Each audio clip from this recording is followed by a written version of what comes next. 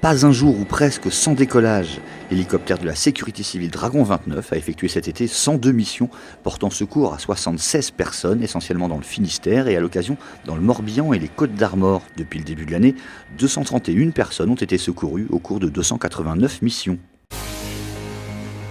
Double pollution ces derniers jours entre Pleumeur, Guidel et Quévin dans le Morbihan. C'est d'abord l'étang de l'Annenec qui est touché par des cyanobactéries depuis la fin juillet. De nouveaux contrôles montrent que la présence de toxines s'est encore développée.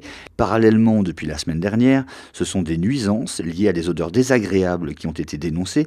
L'entreprise incriminée, qui produit des arômes alimentaires, souligne que les émanations ne présentent aucune dangerosité. L'année 2016-2017 a été bonne pour les industries nautiques. Leur chiffre d'affaires global s'élève à 4,5 milliards d'euros, plus 5%, et leurs effectifs à 41 000 personnes, plus 2%. Et la Bretagne, qui représente environ 11% du total, soit 500 millions d'euros de chiffre d'affaires et 4 500 salariés, s'en sort bien. La région représente à elle seule le quart des nouvelles immatriculations, surtout des bateaux à moteur, et le quart des ventes de bateaux d'occasion. Retard en vue dans l'installation de nouvelles statues dans la vallée des Saints à Carnouët. En cause, le code de l'urbanisme autour des sites classés, auquel le site va désormais devoir se soumettre du fait de la proximité de la chapelle Saint-Gildas. Rien de rédhibitoire, mais les délais pourraient s'allonger de plusieurs mois à chaque fois. 13 statues seraient déjà stockées en attente de l'autorisation administrative.